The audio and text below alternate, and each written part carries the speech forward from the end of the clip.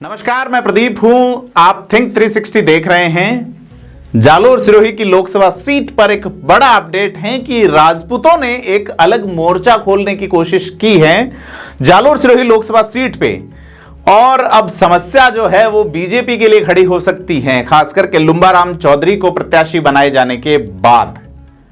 बड़ा अपडेट यह आया है कि भारतीय जनता पार्टी ने जिस तरह से संगठन में जगहें दी है, जिस तरह से पदाधिकारी प्रदेश संगठन में 2 देवासी समाज से बनाए हैं और राजपूत समाज में से किसी को अवसर नहीं दिया है, ऐसे में यह बड़ा एक मैसेज जो है वो नेगेटिव गया है। और अब राजपूत पदाधिकारी जो कि अभी तक जिले में उपाध्यक्ष हैं या विभिन्न पदों पे हैं, वो लोग सोच रहे हैं कि किस दिशा में जाया जाए।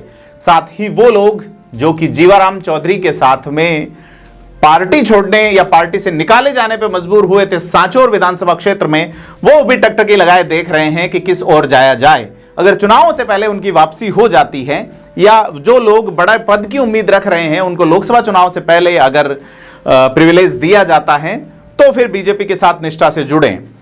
आज के विश्लेषण में बात करेंगे इसी मुद्दे पे कि जालोर सिरोही की लोकसभा सीट जिसे बीजेपी आसान मान रही है वो इतनी आसान तो कतई नहीं है। वो भी तब जबकि वैभव गहलोत आते हैं या तब कि कांग्रेस जो है वो देवासी या राजपूत में से किसी को टिकट देती है और ये दोनों समाज एक हो जाते हैं। तो जालोर सिरोही की सीट पे हम लगातार विश्लेषण कर रहे हैं और बीजेपी वाला जो मामला अटक रहा है या बीजेपी का जो पेच फंस सकता है वो इसी पे फंस सकता है कि खेल वहां के मौजूदा जिलाध्यक्ष यानी कि जालोर वाले। मारवाड़ में अगर देखा जाए भारतीय जनता पार्टी को तो संगठनात्मक लिहाज से कहीं सबसे कमजोर भारतीय जनता पार्टी पड़ी है तो वो जालोर जिला पड़ा है, जहां पर 5 में से 3 सीटें भारतीय जनता पार्टी ने गंवा दी और बड़ी आसानी से गंवा दी।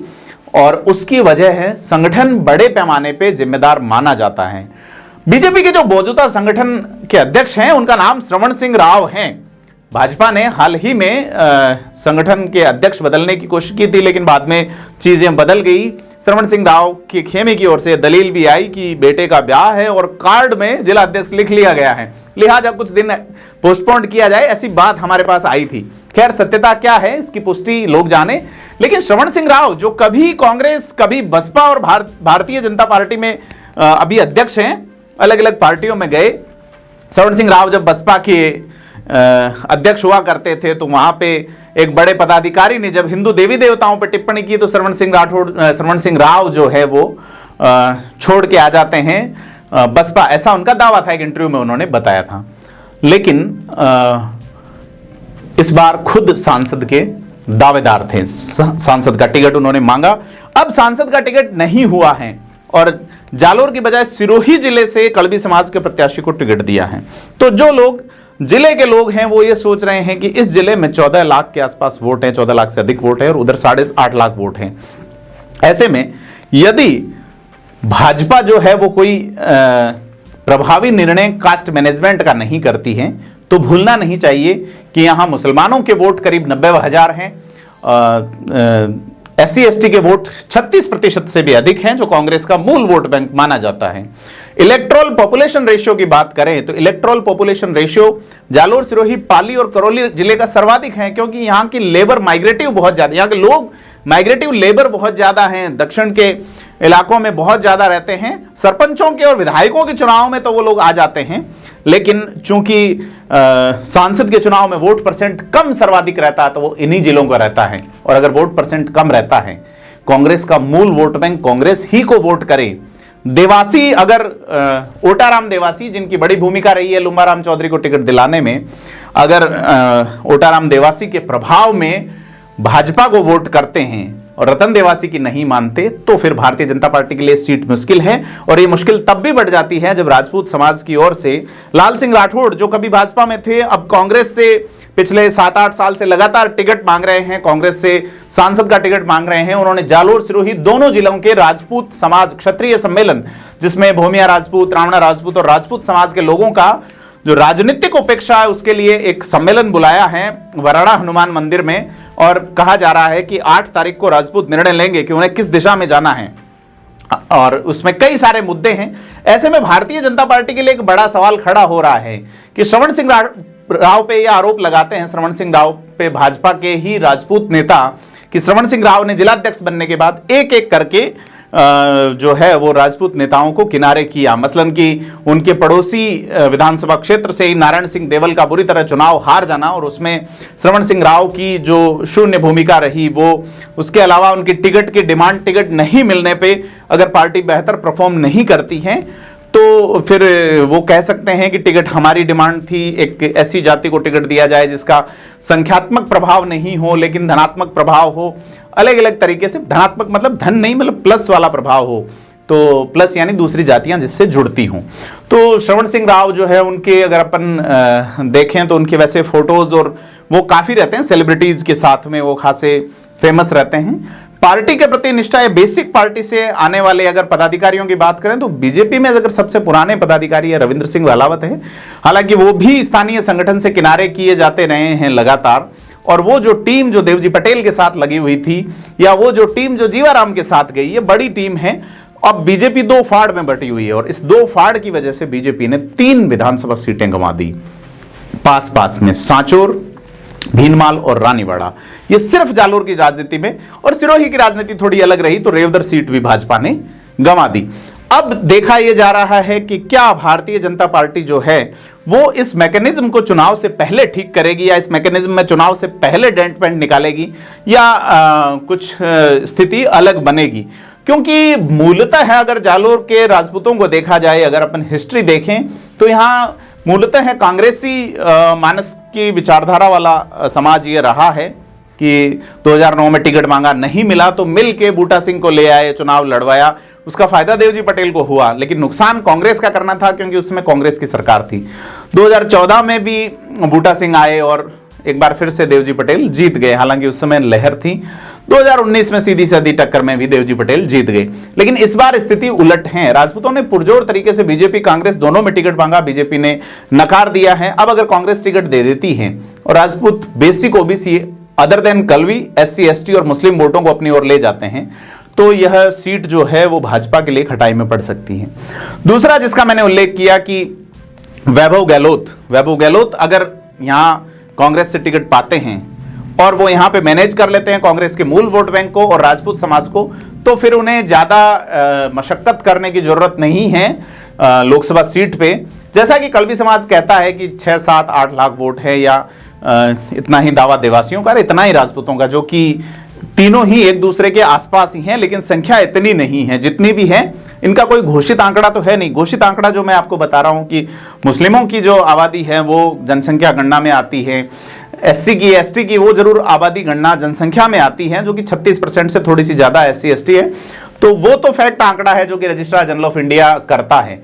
लेकिन यहाँ पे 2 एससी के लिए रिजर्व और 1 एसटी के लिए रिजर्व सीट है और इनमें से भी 8 में से 5 जो है 4 सीटें जो है वो बीजेपी के पास है, 1 निर्दलीय है, 3 कांग्रेस के पास में है। और कांग्रेस में भी जो नेता हैं वो बड़े कद्दावर नेता हैं जो जीते हुए हैं, जैसे रतन देवासी हैं, जैसे कि समरजीत सिंह हैं और जैसे कि मोतीराम कोहली हैं। तो मोतीराम कोहली रेवदर में, हालांकि यहाँ लुम्बाराम चौधरी को रेवदर के ही रहने वाले हैं जिनको टिकट दिया है, तो मोतीराम कोहली इस बार अपनी जीत का श्रेय राजपूतों को दे चुके। दिल्ली की एक रैली के दौरान हुई बातचीत में उन्होंने बताया था कि समाज ने उन्हें सपोर्ट किया और फिलहाल वो विधायक बन गए। दूसरे समरजीत सिंह हैं, संयम लोढ़ा है। तो कांग्रेस में जो लेजिस्लेशन पॉलिटिक्स वाले नेता ज्यादा हैं बनिस्पत भाजपा में जो लीडर्स हैं जैसे कि जोगेश्वर गर्ग हैं, संघ पृष्ठभूमि से आते हैं, सहज सुलझे हुए विचार उनके हैं और आरएसएस की विचारधारा को वो आगे बढ़ा रहे हैं या भाजपा की विचारधारा में पुराने नेता हैं। लेकिन जोगेश्वर गर्ग क्या पूरे लोकसभा क्षेत्र में एक प्रभाव रखते हैं, बड़ा सवाल है। और अगर बात करें दूसरे नेताओं, छगन सिंह राजपुरोहित, परंतु राजपुरोहित समाज जो है वो बड़ी संख्या में है, लेकिन एमपी का टिकट राजपुरोहित भी मांग रहे थे, नहीं मिला। देवासियों की ओर से बीजेपी कांग्रेस दोनों से टिकट मांगा जा रहा था, नहीं मिला।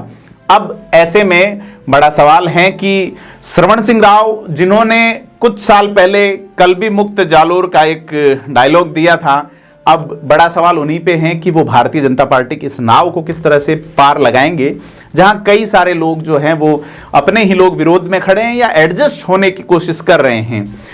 यह बड़ा सवाल है चूंकि यहाँ पे 23 लाख के आसपास वोट हैं और इन 23 लाख वोट्स में से 8 साढ़े 8 लाख वोट सिरोही में हैं और करीब 14 लाख के आसपास, 14 साढ़े 14 लाख वोट जो है वो जालोर में हैं।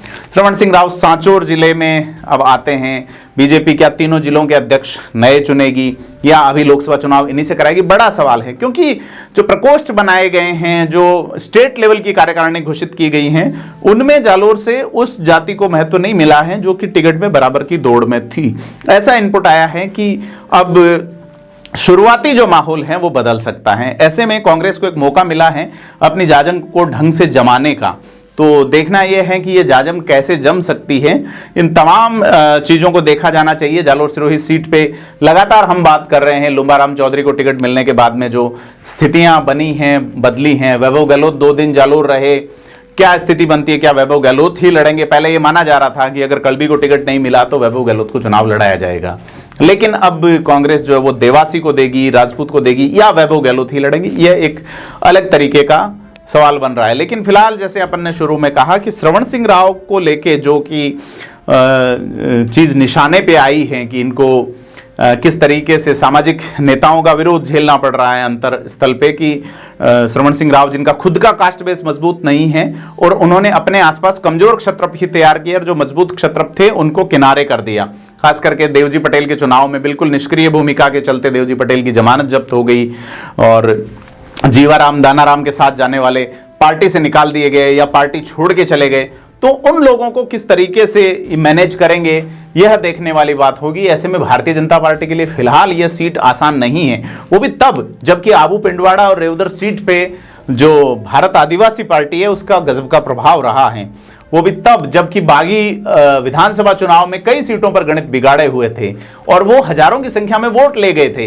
तो यह अगर स्थिति लोकसभा चुनाव में बनती है, क्योंकि लुम्बाराम चौधरी जो है, मैं कहता रहा हूं कि बड़ी जोड़तोड़ की पॉलिटिक्स वाले नेता नहीं हैं। वो समर्पित कार्यकर्ता रहे हैं, समर्पित प्रधान रहे हैं, पार्टी ने उन्हें मौका दिया है, वो आगे।